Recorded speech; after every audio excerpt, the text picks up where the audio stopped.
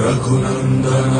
रघुनंदन रघुवर सेवन रघुपति शायन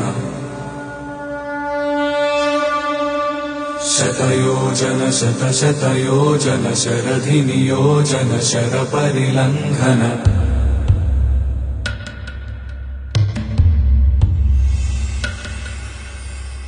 रघुनंदन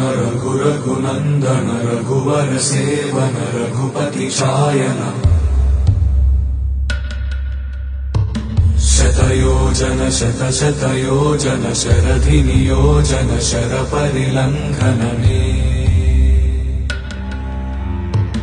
हरिभाजन हरिभाजन हरिमद भाजन दशमुख कंपन